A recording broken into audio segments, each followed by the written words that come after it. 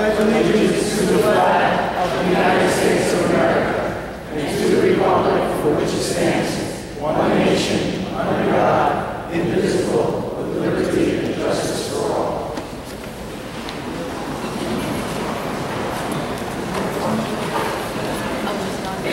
Before we take a moment of silent thought and reflection, Mr. Zangaro.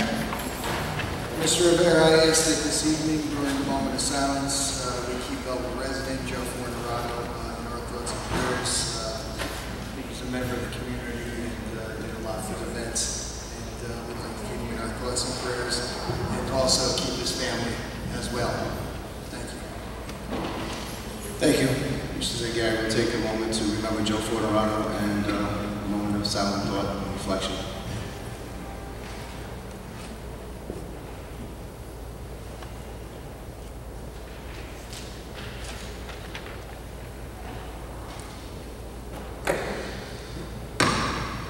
This meeting has been posted and announced in accordance with Chapter 231 PL 1975. Mr. Jacobus, please roll. Mr. Kubler. Here. Mrs. Torres is sick. Mr. Zangaro. Present. Mr. Frieda. Here. Mrs. Lombardi. Here. Mr. Rivera. Here. We have no SGO rep tonight. Items to be presented by administration. Mr. Jacobus. I have no report. Thank you. Items, remarks, and committee reports to be presented by board members. Mr. Kruger. Not at this time. Mr. Frieda. Just one thing quickly. A member of the community actually asked me to notice a lot of construction work that's going on in front of the school from, I guess, the parent quarter week. Correct me if I'm wrong. The question was, I guess the concern was, is the flagpole and the monument going to be put it back in the same location as it was before? So, Mr. Jacobus, I don't know if you have the answer to that question or not. We're going to evaluate that and certainly involve people in any kind of decision. Right now, to fix that leak, you can see that the ground is substantial, 25-foot hole or whatever was dug in order to fix that leak. That's going to settle for a while. So I don't know if we can do something right away. So after they come in and replace the sidewalk and we look at everything, then we can make an evaluation of exactly how that goes back. I'd like to make a suggestion on that. Family members of the honoree, Mr. Scala, would like to see something done to more protect that monument if it is replaced. I'd like to see what we can do. If it is replaced and when it's replaced, that we do something to safeguard it. I think we can make a sketch up and show that, and we can share it, whether it's shrubbery or some other way of making that a very nice monument and a nice tribute. Thank you, Mr. Jacobus. That's my only question. Thank you, Mr. President. Thank you, Mr. Frieda. Mr. Zangaro?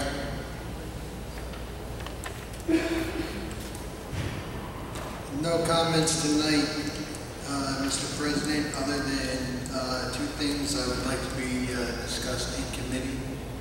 That's bringing back the tabling of board meetings and also extending that program maybe to the Township Council. And also in the Technology Committee bill, if we could bring up a timely posting of the agendas. Thank you. Thank you, Mr. Zangaro. Mrs. Lombardi? No report tonight. Thank you, Mrs. Lombardi. Again, I'd like to take a moment to remember Joe Fornerado. When we made out a wall, agreed with him. He was a man who believed in what he did, and he commands respect for that. And I'm sure that his family will appreciate the condolences of us all. Remarks by citizens. May I have a motion to open public comment? So moved. Second. All in favor? Aye. All opposed? Joseph Delaferro. Here. Come to the podium and state your name, address, and affiliation if appropriate, sir. Good evening, everyone. My name is Joseph A. Delaferra. I live at 44 Celia Terrace here in town. I was a Belleville teacher. teacher under contract for the past 2 years. I have not been rehired. I sent Mr. Egan an email the week after school was dismissed explaining that I was asked to teach as an inclusion teacher in the middle school this past year. I believe my position was cut. I further explained that I was a substitute teacher here in town for 8 years. I went back to Bloomfield College to become certified to teach in the elementary schools as well as being a teacher of students with disabilities. I also had a prior degree, a BA in journalism from the University of South Florida. I asked Mr. Egan to consider me as an elementary school teacher. I didn't expect a response. However, I found out the other day that there were people being interviewed for elementary school positions in town. I'm not saying it wasn't posted. I didn't see a posting. I would like if you can tell me when those, there were supposedly 5 elementary school positions, I was told by the principals who were interviewing. I would love to know when those positions were posted.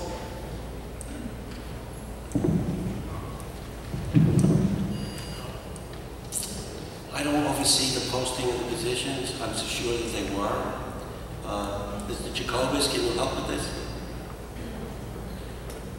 As far as I know, everything was posted, but I don't have the dates.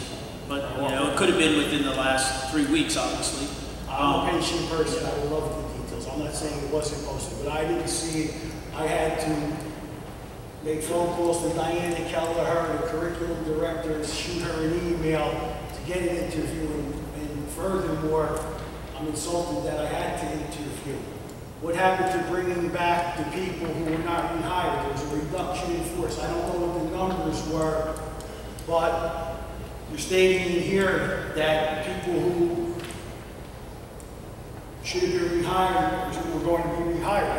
I only know of a few people who were rehired. Why wasn't I considered? I didn't be able to answer that, but I'm beside myself. When I went for an interview, and I know the other 5 applicants who were there with me, I don't have to mention any names, had less experience than me combined.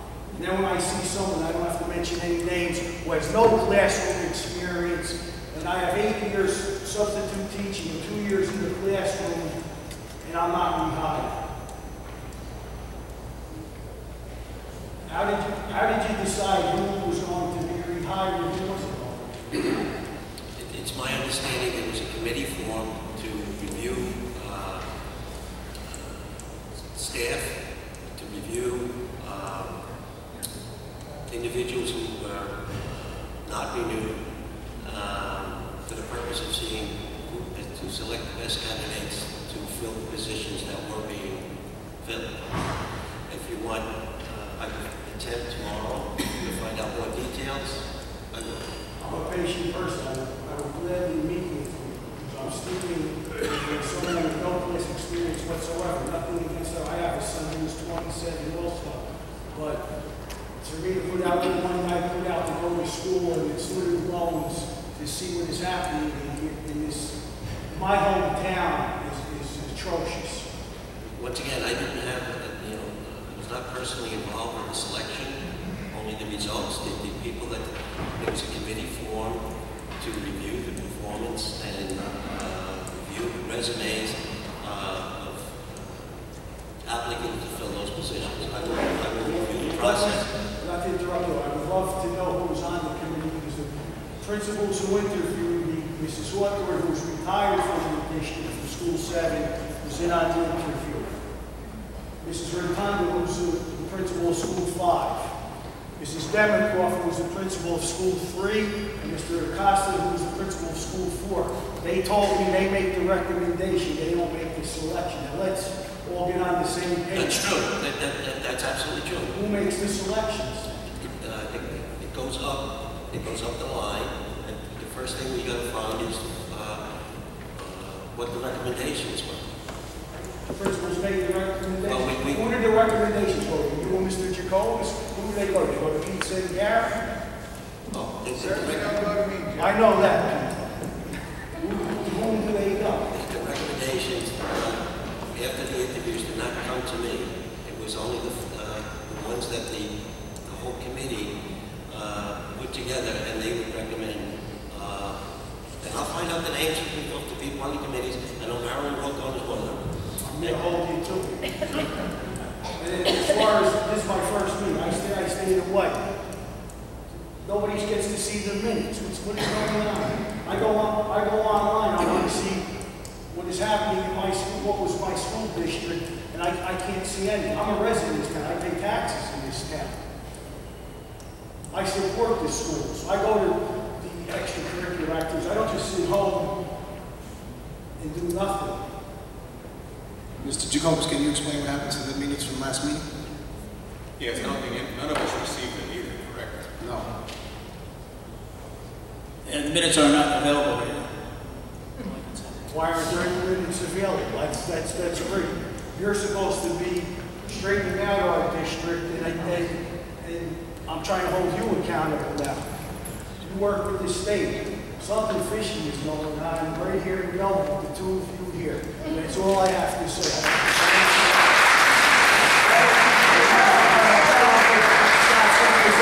I'm very aggravated the way I've been treated. Joe, thank you. I'm Thank sorry. you.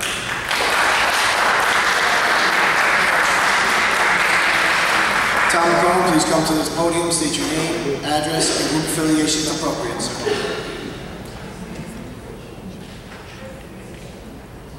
Tom McCrone, 61 Continental Avenue. Talking about the minutes. Item 2, for example, A2, it talks about the reappointment of non-tenured staff, and at the end it says attachment in minutes. That is a very common phrase in the agendas. But if you go, when tonight's minutes are eventually posted, item number 2 is going to read exactly the same as it does now. It's going to say attachment in minutes. No, it won't. That's part Okay, of it it. hasn't in the past. Right, and I think at the last meeting you brought that up. Yes. And I'm taking steps to correct that, and when the minutes from that meeting are posted, those attachments will be there. Okay, thank you. On item A5, that was voted on at the last meeting and defeated. Is it our policy now that if something gets defeated, it's keep bringing it up until it's passed? The appointment of the special ed supervisor.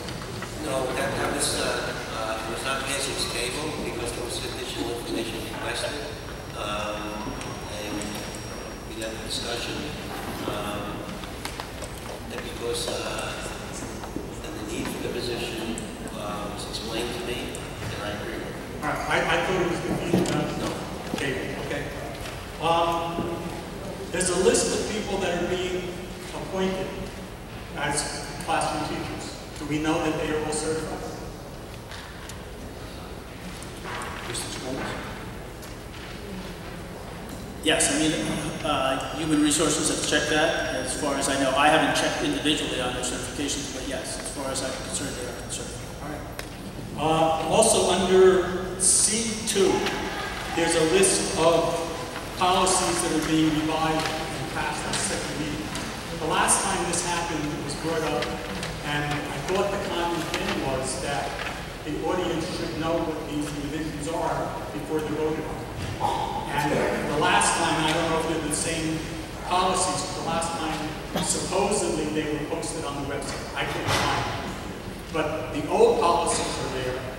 I don't know how anybody determines what the revisions are, but you're voting on a series of maybe 10 or 12 policies that the audience has no idea what's being changed.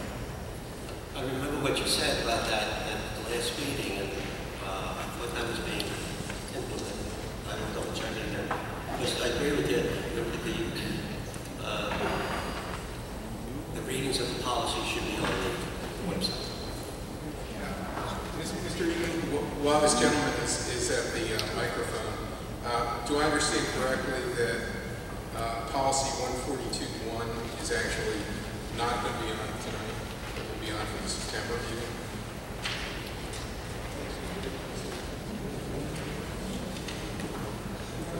That's the first one on the list.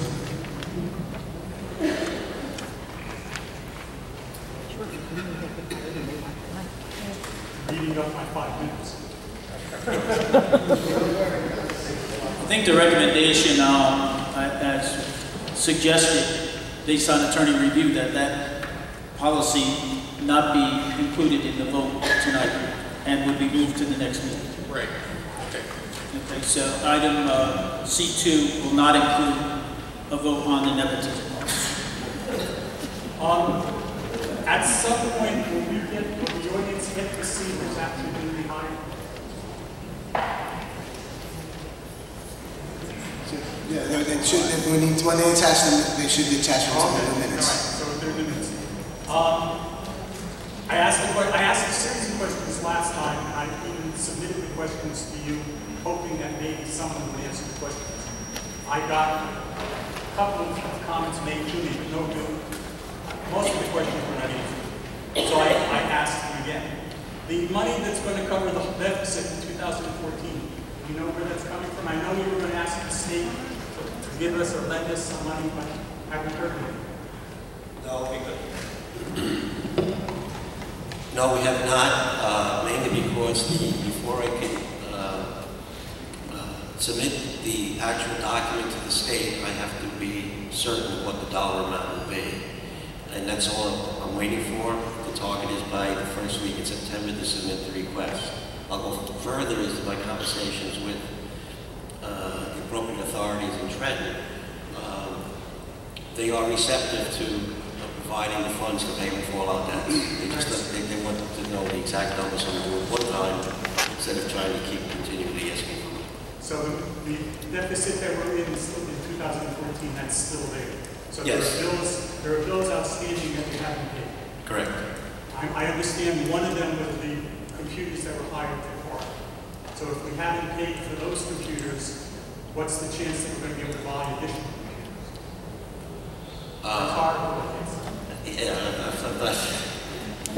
I had asked the question last time about the flea market. The school gets approximately $1,000 for each flea market. It's been given to or appropriated for the athletic committee. Is there any reason why we can't take that money and put it toward technology? You're absolutely correct with that, and that's under review. Okay.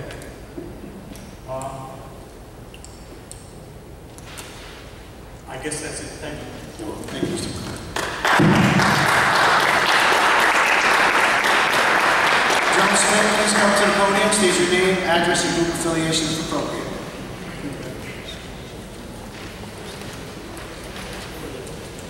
Joan Schmidt, 61 Hill Street. I'd like to know what the status of our superintendent is. Is she still on leave? Is she on our payroll?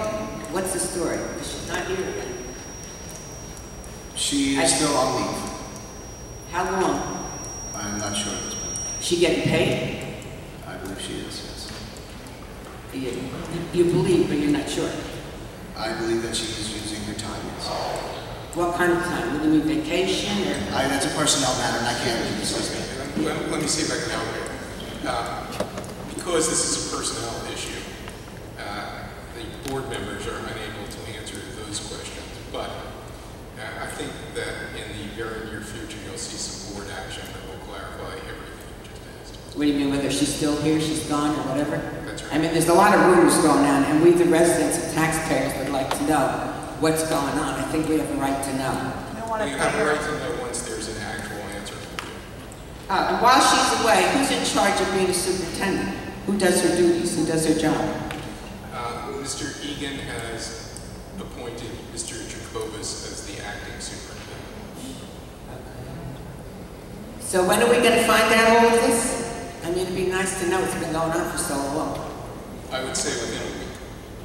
Oh, you're going to put it in the website or what? Let us know? Because all these rumors go, this one says this and this one says that, and no one really knows what's going on. I think we have a right. I think if you wait until this meeting concludes, you will learn of a special meeting. You will what? Learn of a special meeting. Oh, you're going to let us know. Okay.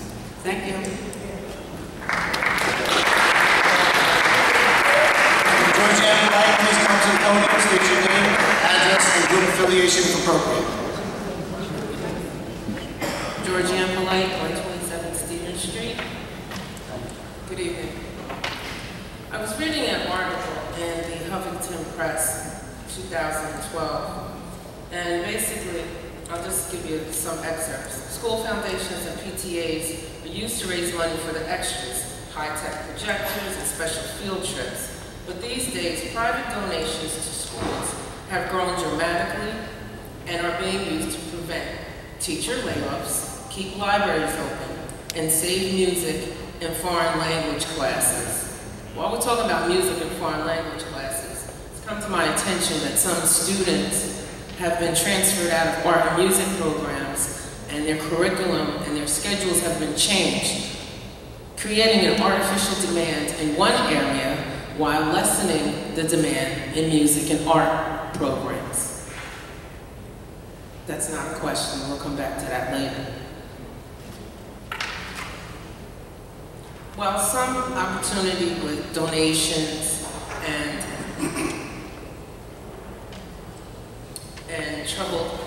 trouble in increasing reliance on private donations, a lot of school districts have come in the concerted effort to raise funds to meet the deficits such that we have, so that no one school is going to have a deficit. Hopefully some of these funds, whether they're from foundations, such as our Belleville Education Foundation, or other foundations that do provide funding and grants to help further our educational efforts here, we need to look outside of the box, whether it's cyber school or things of that nature, but we also need to look in terms of the community, working with the school district to find funding to perhaps patch up some of these holes that we have.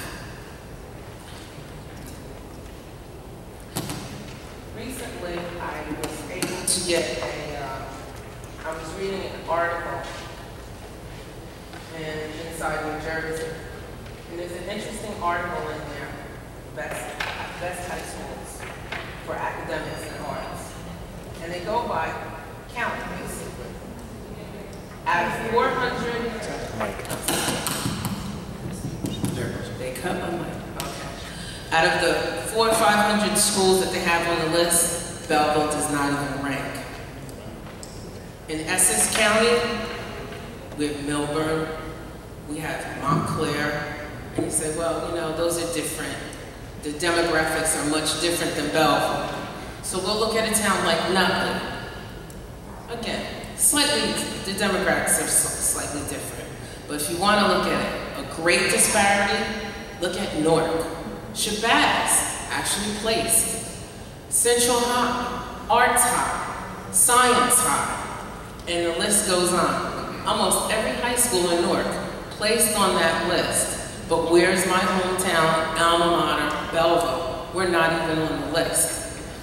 And if you're asking what criteria they looked at SAT scores, and they also looked at the New Jersey assessment tests that are standardized, the high school proficiency assessment scores, and a combined art participation score. We need to see what, not just placing blame, what we're not doing that other schools are doing, and perhaps incorporating some of those programs, some of those ideas to improve where we're lacking now. Just to say that the money is not there is not enough. Money is not the end-all answer.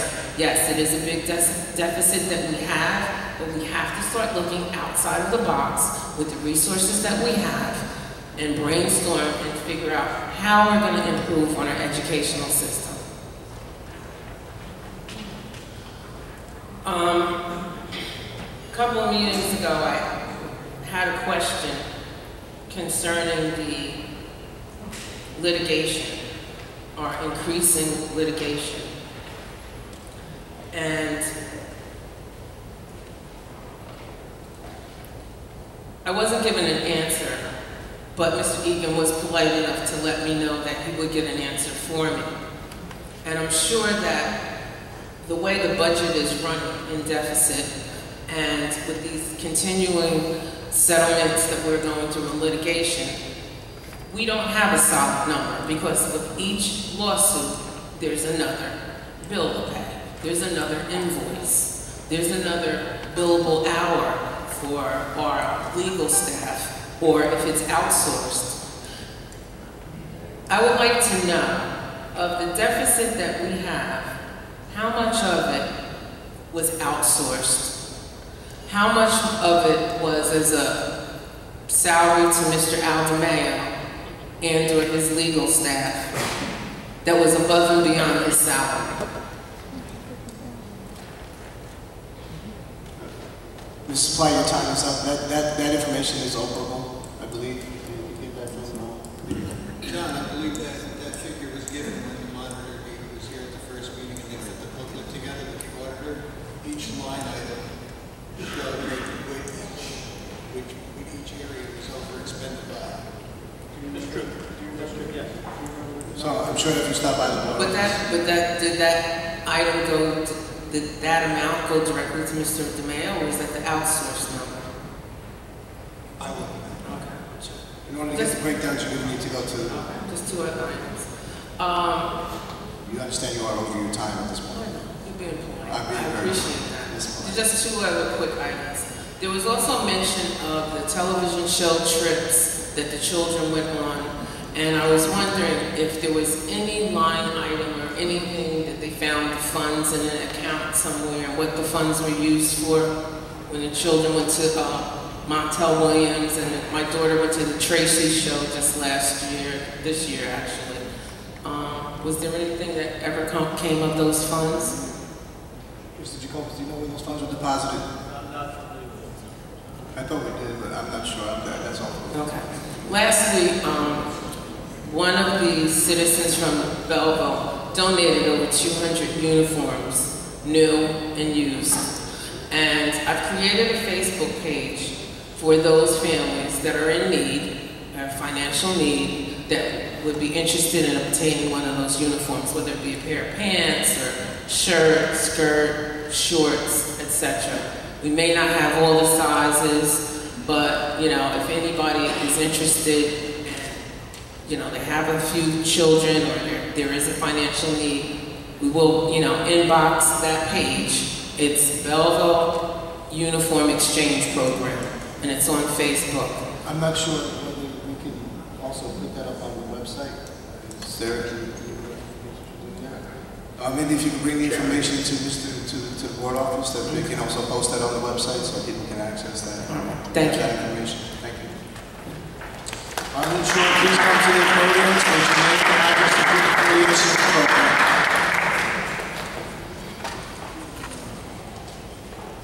Arlene Shore, 75 Rossmore Place, and I am speaking as well as a representative because I'm the vice president of the Belleville United Coalition. For those of you who aren't aware of it, we are an apolitical organization that is simply dedicated at this point to raising awareness as a committee as to issues that would be in the long run for the betterment of the Belleville School District. And by the way, our committee would like to wish you, even though I know at times you view some of us as a scourge as we approach the microphone, but we truly, truly would like to wish you all for the coming year. And we know it's down to crunch time, and these last weeks are so difficult. We wish you the best for this coming school year. Thank you. We know that we've got an election coming up, and if I'm correct, there are 5 candidates.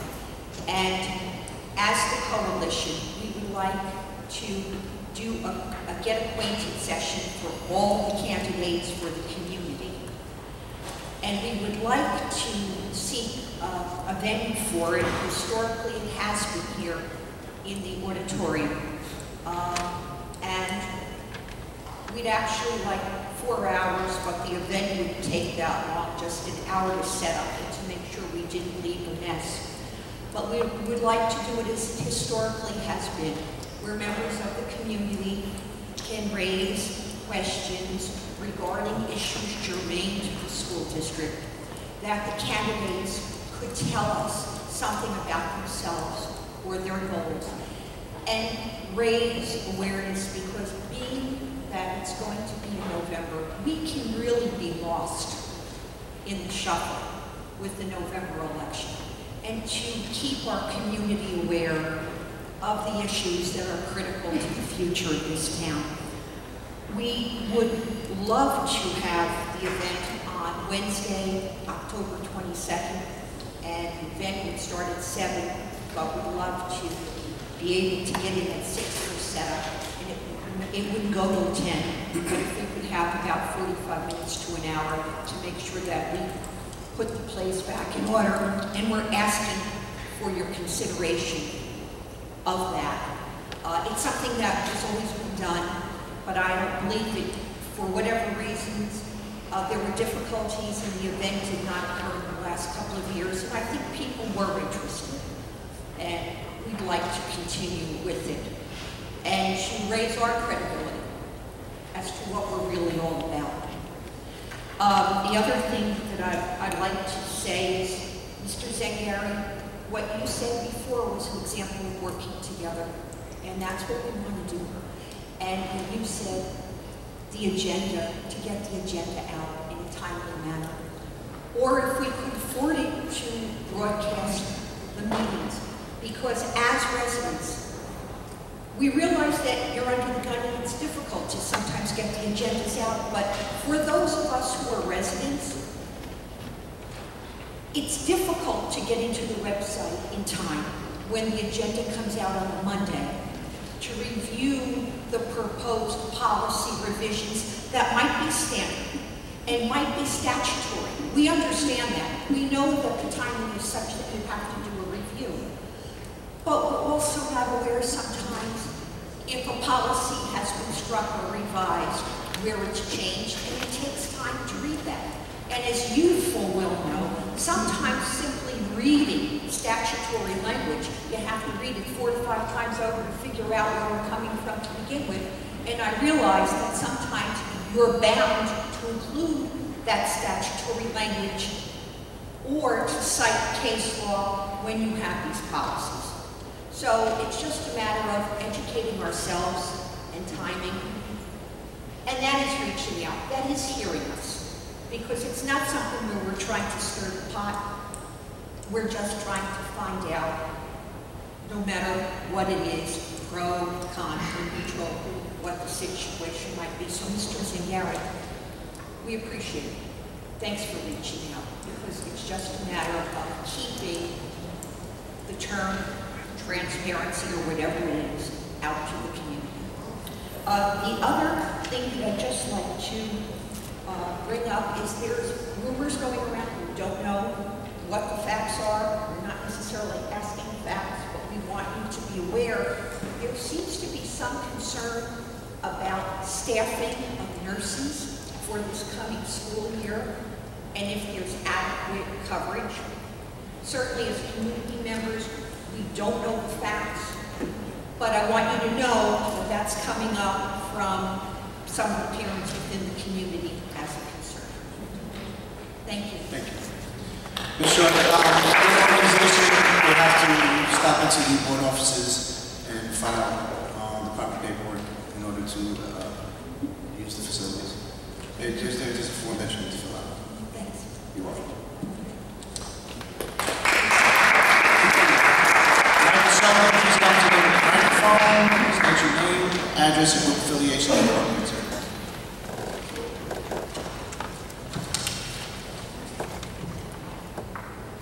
Good evening. My name is Michael Sheldon. I live at 47 Floyd Street.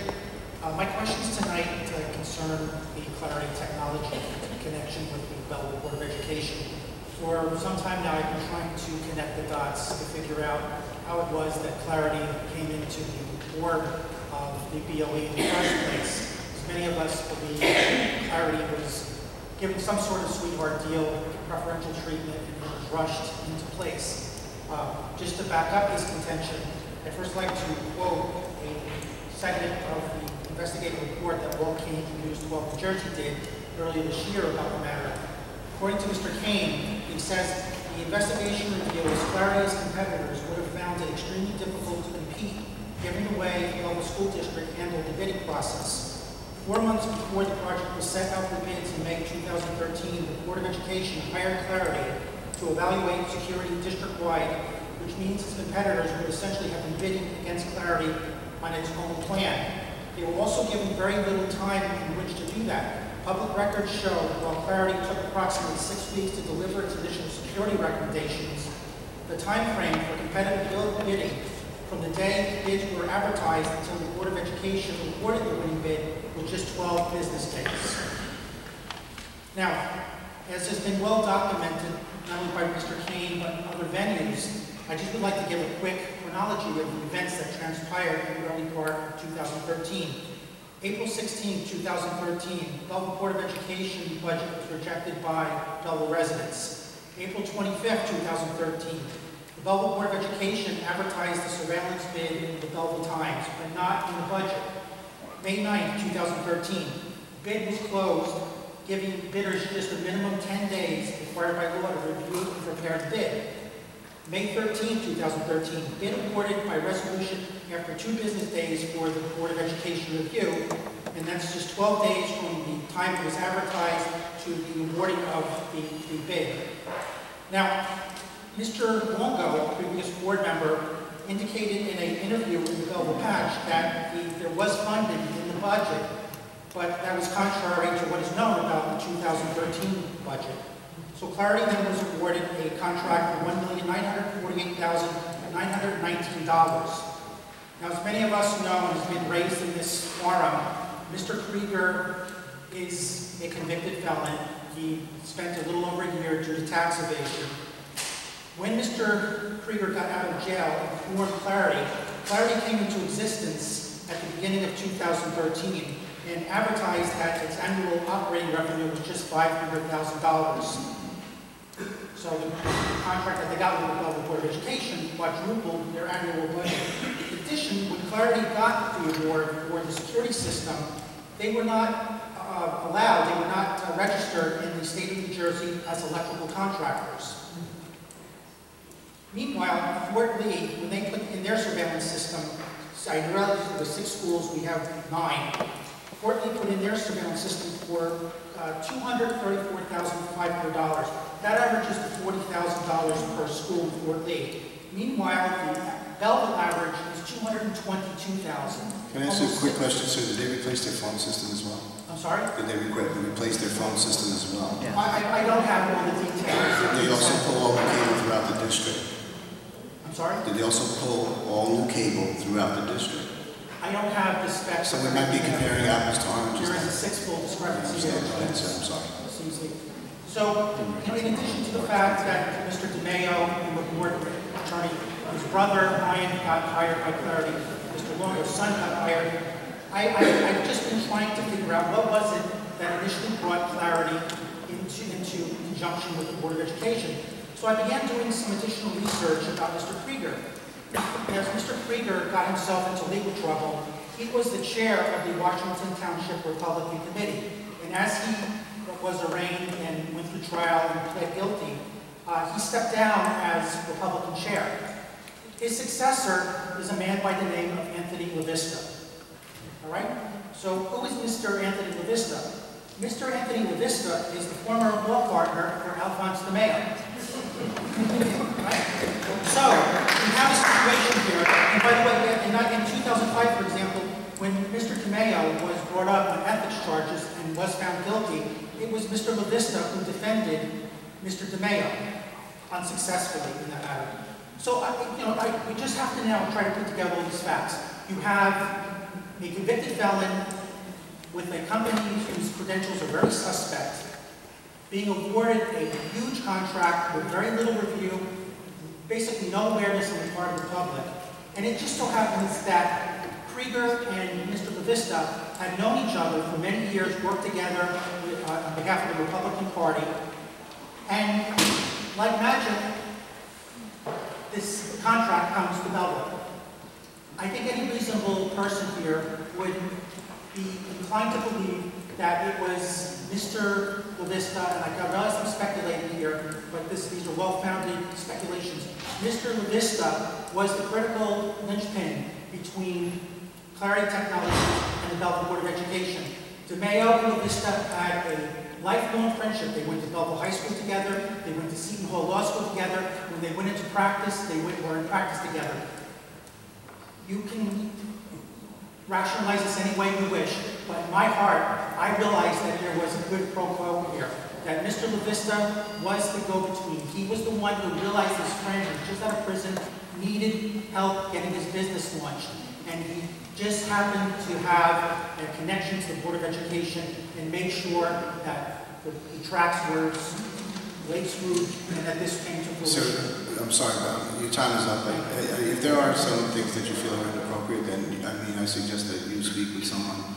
Mr. Lamont and Mr. Eagle will tell you that this contract has been fully investigated and is currently under investigation.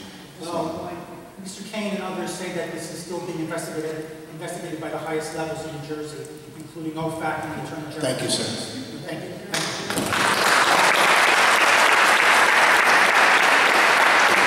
Tom Baldwin, please come to the podium, state your name, address, and group affiliation if appropriate.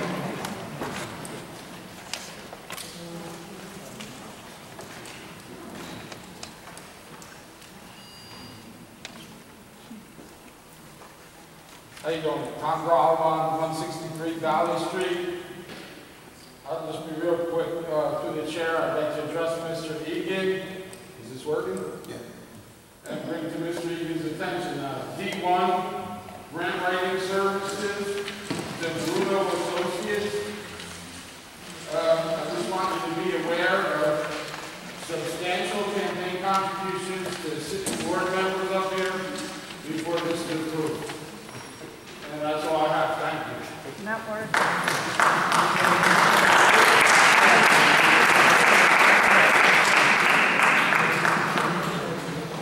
Jeff Mattingly, please come to the podium. State your name, address, and group affiliation if appropriate, sir. Jeff Mattingly, 56 Walnut Street.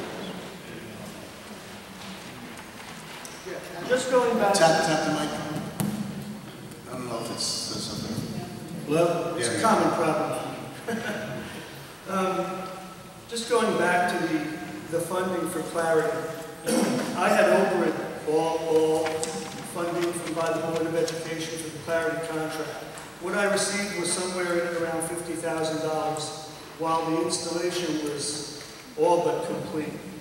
And so it was sometime later that over in loans, bank loans, leases, that we found a $2 million loan that basically was completely, well, was totally devoted to the Clarity contract. Plus there was an additional lease that also included Clarity, I think some bus leasing and some equipment for the maintenance department. So, in my opinion, those finances were hidden from me when I requested all funding for the Clarity contract. And I still have that over and I can produce it. Mr. Zingari, thank you for suggesting that we return to recording the meetings. You must have been listening. And the town council. Oh, I agree. The town council and boards and the library and everybody else who's duly elected. I wasn't for it when it was taken away. Well, you know, interestingly enough, I don't remember any board action that removed it. It was simply stopped. I don't really understand why we need a board action to reinstate it. The superintendent switch hats simply stopped it and it never got restarted again. There was a use issue with the equipment to film a special project and then it never got restarted. That's my understanding. So it is under consideration, sir. Okay, thank you. I can't wait. It's wonderful. I'd like to know whether or not the board would confirm, and our legal advice, whether or not there's a lawsuit that's 3 or 4 years already down the road that's now coming to litigation. And it's a wrongful termination suit that is also a SEPA suit, a whistleblower suit. Can you confirm that? There's no comment on any pending litigation. You know, it's not pending, it's existing, isn't it? It's pending litigation, sir. Okay, pending litigation. You cannot comment as to whether or not there is a suit to the entire community of Belleville and everyone else who contributes to this. Sure we can. Okay. Thank you. He can't. I love it. Let's inform you. I don't know which suit you're talking about. The athletics department, but former trainer, two doctors, and Mr. D'Elia, and the Board of Ed. There is such a suit. It's being handled appropriately, as I understand it. It is not about to come up to trial anytime soon. It isn't. Okay. I understand legal fees may be in excess of $500,000 over the last 3 years. I don't know what the legal fees are. We're not handling that case, but I would not necessarily bet that they've been paid. Okay, well, I heard something very disturbing about that case, and we did, in fact, find the docket number, and it is, it has been scheduled into the Essex Superior Court. And it seems that there may have been an error committed by our former board attorney in contacting the insurance company. I can address that. Okay. That is an issue I'm familiar with. Okay. I am quite sure that there was not an error by the former business administrator or attorney or anybody. We've looked at this since being hired. We think that there is no reason at all why the district should not have insurance coverage on this issue retroactive to the time that it began. And we've been in active communication with the New Jersey School Board's insurance group, and if necessary, we'll take court action to make sure that there is coverage. In such an action, by the way, the insurance company is responsible for the legal fees. Is there responsibility on the board's attorney to properly notify the insurance within a given period of pending complaints, litigation? No, that responsibility rests with the business administrator. However, it's very clear to me, after having reviewed the records, that the business administrator did give notice promptly. Okay, that's reassuring. I hate to think that Belleville could be on the hook for $500,000 and maybe compensatory damages and fees that could double that number easily. We certainly have experienced quite a lot of financial shock. So I appreciate hearing that. Now, I would like to say that I overed also, among many things that I've overed. Back in March 20th, 2014, I asked for a list of all legal fees spent starting with January 2012 and to the present, which I just stated was March 14th. And what I received was an interesting read that I would like to offer to Mr. Egan at the end of this. But I asked that these litigation costs be listed as fee to whom and for what case.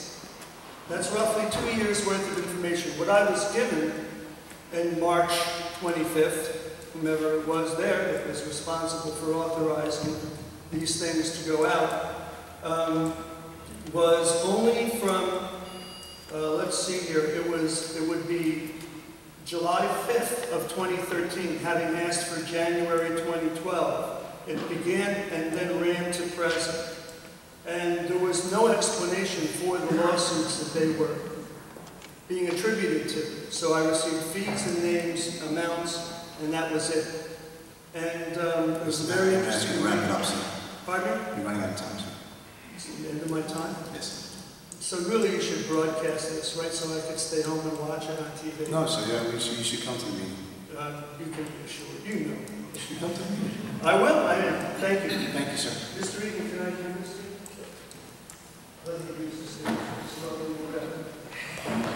Bill Milden, please come to the podium, state your name, address, and group affiliation if appropriate, sir.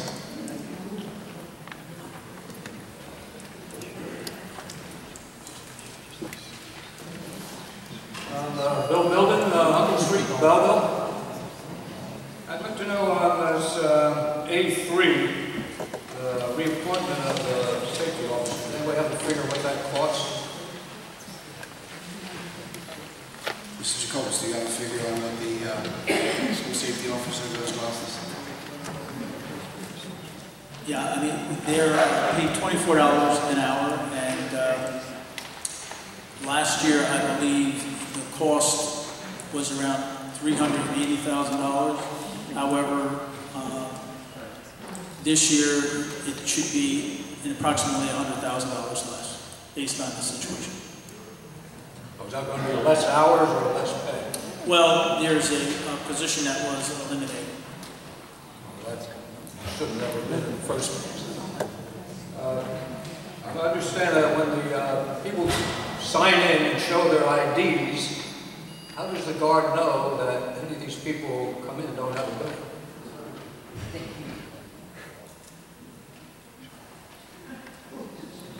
It's a security issue, sir. So you have gentlemen that have over 20 years in law enforcement manning those doors, sir. And who would that be? Every gentleman that you see when you walk into one of the buildings, sir. I will ask everyone.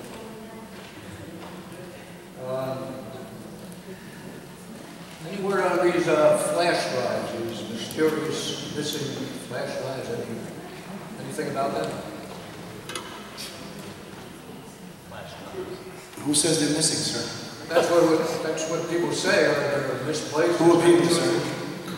Who says they're missing? Excuse me. Mr. Jacobus, they're in your office. I have flash drives in my office. I'm just being told to hold them right now.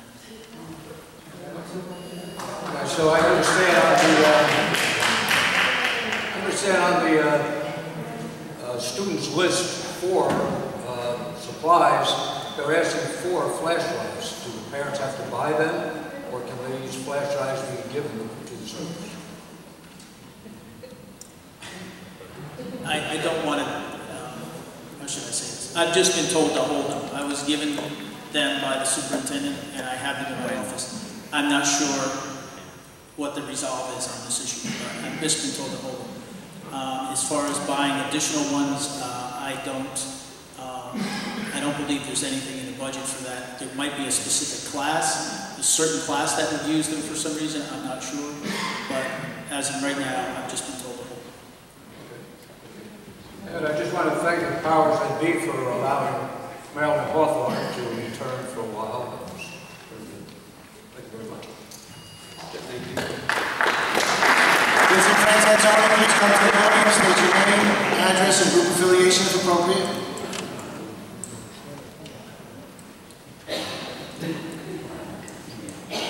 Board members, I'm Vincent Frank Antoni, Mount Roswick, Danview. I represent myself as the taxpayer to see our tired of seeing our tax dollars misspent for the last 4 decades. Last week's Belleville Times had an article about the settlement reached with our domicile investigator. She was paid $80,000, which included humiliation, embarrassment, attorney's fees, loss of enjoyment, et cetera, et cetera. This was paid by New Jersey School Board Association. Now, how much do we pay the attorneys to represent the board in this matter? The attorney know?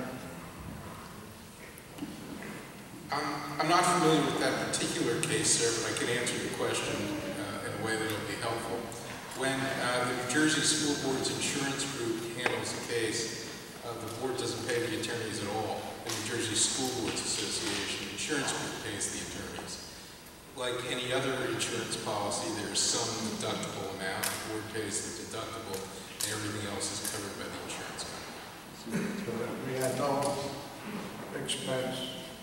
I wasn't here. I don't know if he had any expense or didn't have any expense, but I'll tell you this, we didn't pay for the lawyers. The insurance group paid for the lawyers. All right. In this article, it said that there was documentation that this domicile investigator, I believe there was 2 of them, prevented 1,000 students from illegally entering the school district. And I think we're approximately $11,000 per pupil we're spending. That's $11 million savings. Also, this domicile investigator assisted with the transfer of 700 illegal students out of the school district, saving us tax dollars. That's a saving of about $7.7 million. Now, the decision was that this was a valuable position that was providing much relief to the taxpayers and the Board of Education of Belleville. Who made this decision and why? You got a reduction in force. This seems to be one of the dumbest positions to eliminate. Can we know the rationale of eliminating a position that saved us so much money?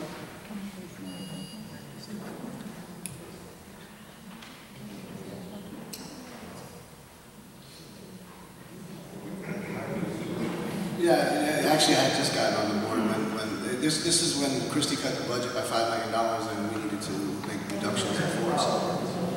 So that was one of the positions that was eliminated, sir. Zero budget. When did Christie cut the budget by $500 million? By $5 million, and it was the compliments. It was $5 million. It was several years ago. It was the first time that actually we voted yes on the budget in this town in probably 10 years. You know, your state aid has been increased every year. The increase may have been reduced, but you did not get a cut in money. Every year, your state aid has been increased, sometimes small amount, but you've never had a $5 million cut in state aid. Mr. Frantantoni, you usually do your homework, sir. You should go back and look at that again, sir. Well, I'm asking you. There was a reduction, sir. You need to go look at that, sir. 2010. In 2010? Yes, sir. All right.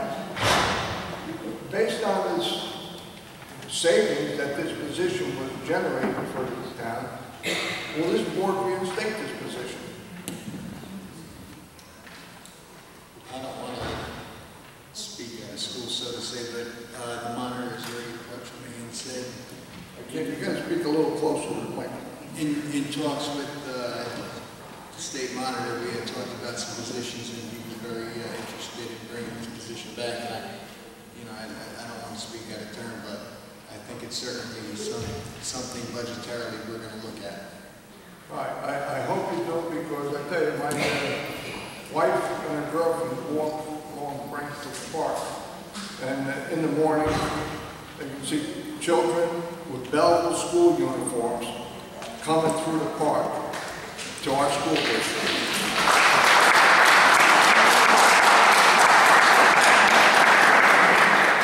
In addition to that, where I live in Mount Prospect, if I look out my hall window, I can see the intersection of Home Street and New Street.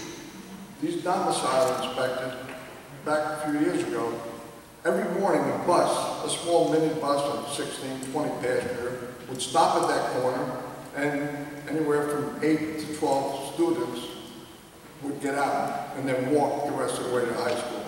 They caught them at that intersection. So I hope you bring back that position. It saved us a lot of money.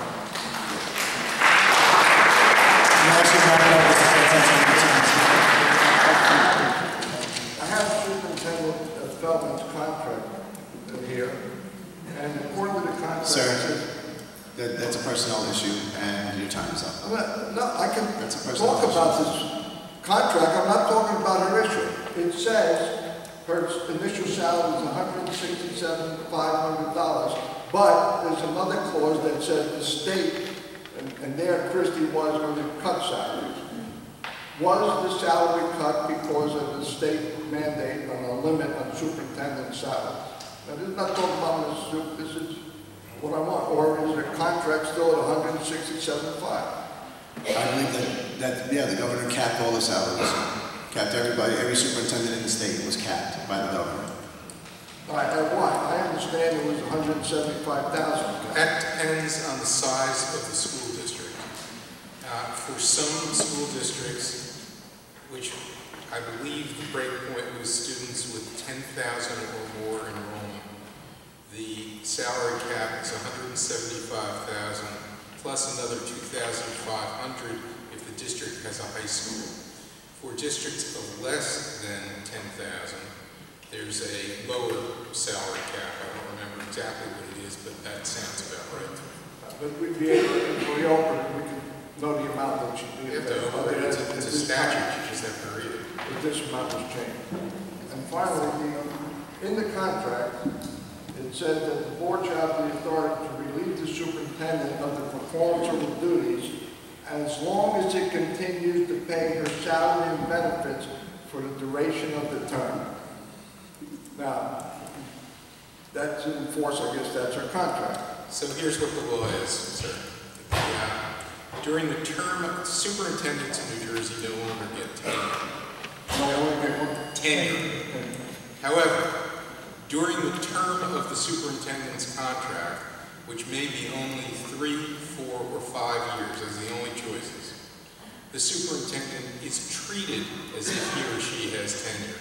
That is to say, that person can only be removed for cause. There is a decision of the New Jersey Supreme Court which says that a district can essentially, if it wishes, put a superintendent on the shelf and continue to pay the contract and have somebody else run the district. That is very, very rarely done. I hope we don't have, like I said,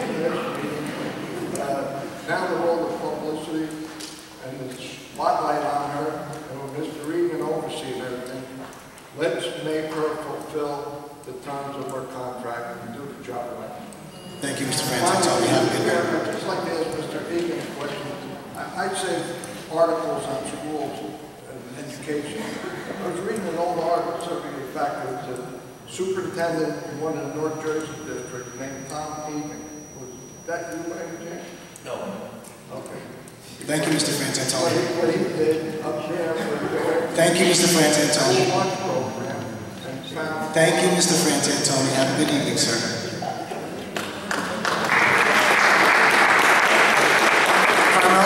Please come to the podium, state your name, address, and group affiliation if appropriate.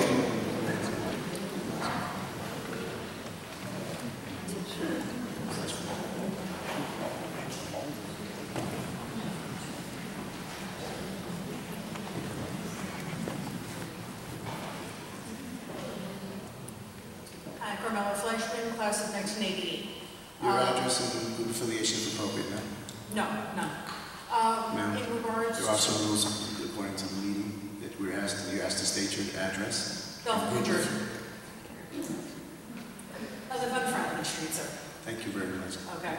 Like I said, class of 1980. Several points have been made, you know, in this meeting this evening.